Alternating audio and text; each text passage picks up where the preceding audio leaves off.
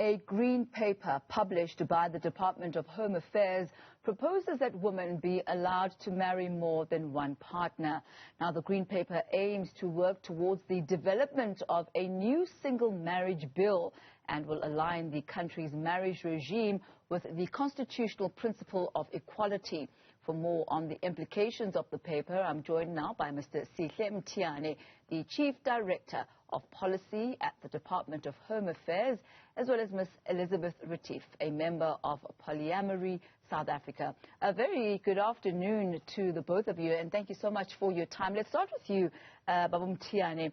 What is it that necessitated a relook at the Marriages Act, and what aspects of the Marriages Act are going to be under focus and proposed by this green paper? Good afternoon, Thami, and thank you so much for inviting the Department of Home Affairs to be part of this important engagement. Basically, what we are introducing is a new policy. At this stage, we have it as a green paper, which is basically an options paper. It's not yet a position of government. There are a few issues that we are trying to address as government. If I can just run through those issues, Thami. The first one is to deal with the situation that is faced by women who are involved in marriages that are not recognized by the current marriage legislation. Those are like Hindu marriages, Muslim marriages, and also very important, Thami, it's marriages that involve young persons who are younger than 18 years of age. We are then also dealing with the issues that affect non-binary persons who are involved in marriages. Some of those marriages are already recognized through the Civil Union Act of 2006.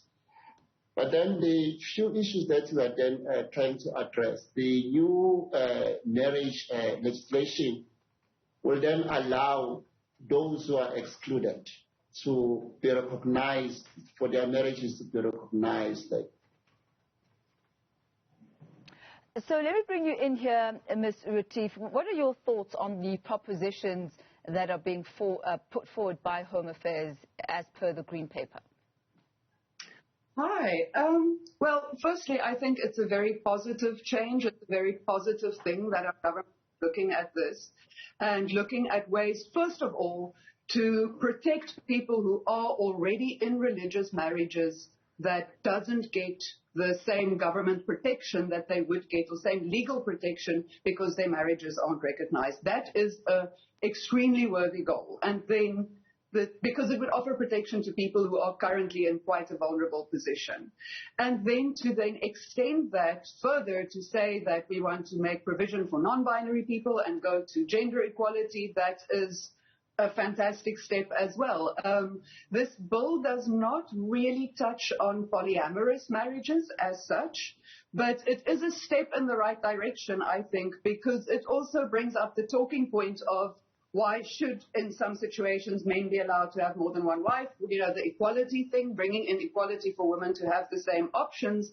And it also brings up the talking point that monogamy is not the only way to have a stable, long-lasting, loving relationship.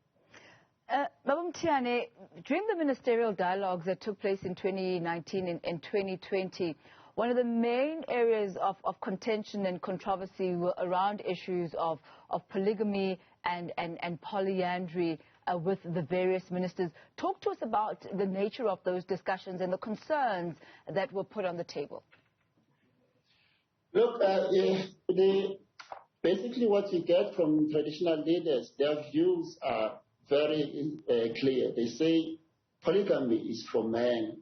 Men must have more women. And they are very clear on that, even not just traditional leaders, even other leaders outside of that, including religious leaders. They said no. In fact, religious leaders, they went as far as saying no to polygamy. That is, but not all sectors of religious communities, obvious. But the main issue that is of contention here is then how are you going to maintain the family tree, or as well as the lineage, family lineage, especially when you're looking at the patriarchal relationships that we are so used to as a country. The matriarchal relationship is something that it's still new. It's not practiced in many countries. You find that such practices in countries like China, India, as well as in Kenya and Nigeria. I think Ghana is where you already have these kinds of relationships. So it's an issue for patriarchal community, I must put it generally, to say now you are saying a woman can have more husbands. That was the point of contention. And how was that resolved, if at all? So the reason now why Thami, now we are going out for this national conversation is to make sure that by the time we finalize the position, remember at this stage, this is not a government position, but it's a document that has taken into consideration what are the issues that stakeholders have raised. The Constitution, Thami, will be the final arbiter for what happens at the end. So well, at this stage, if we look at the Constitution, Mthiyane, the Constitution talks about equality for all. yes. And if we look at equality for all, then I guess what's good for the goose is good for the gander. If men are allowed to have multiple wives, then according to the Constitution, and if we're looking at issues of equality, then the same would go for women, if that is the argument that is being put forward. But what type of impact is this likely to have on, society and our culture? Maybe tell me what happened in those engagements. The first position was not to polygamy. That was what gender activists were pushed. They said, if you men insist that there should be polygamy, then implement polygamy in all areas. If you allow polygyny, where in that instance where a man has got more than one wife, then allow us as women in terms of the Constitution to have a similar position, to have more than one husband. So that was the position that was pushed. At this stage, Thami, I must reiterate, we are going to receive comments from various stakeholders, and there are various positions that are being pushed by gender activists who are saying, no, let's make sure that equality in this new marriage regime applies to everything. We are really expecting very exciting submissions. Unfortunately, Mr. Mthiyane, time not really on our side, but I'd love to get a comment from you, Ms. Retief, before we go. If you could just very briefly talk to us about the state of a polyamorous culture in South Africa. So, the state of polyamorous culture in South Africa is that it's a small minority of people who do live this way and who want to have multiple partners and who have long-lasting multiple relationships. Now, with this, what was just brought up about tradition is marriage gives real legal advantages. If you can't have traditions of one culture determine that everyone in the country are legally bound by elements that's traditionally important to only some cultures in the country. If something gives you a real legal advantage, then everyone should have access to that.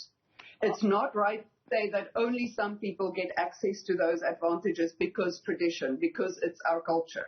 And really, I think that's the point that Mr. Mthiyane brought up as well. One of the key points that was being brought up, that if you're going to allow polygamy, then also allow polyandry. In that way, the benefits that men enjoy are also benefits that women enjoy if we're looking at the issue of equality. But I thank you both so much for your time as well as your insight this afternoon. The Green Paper by Home Affairs is out and is available for the public as well as various stakeholders to make their input as to what they think and what they propose regarding some of the amendments that are being proposed there. We'll also, a bit later on, take a look at some of the tweets that are coming out regarding this, your comments on what you think, but more of your top stories as well as a recap of the day's headlines when we return. Do stay with us.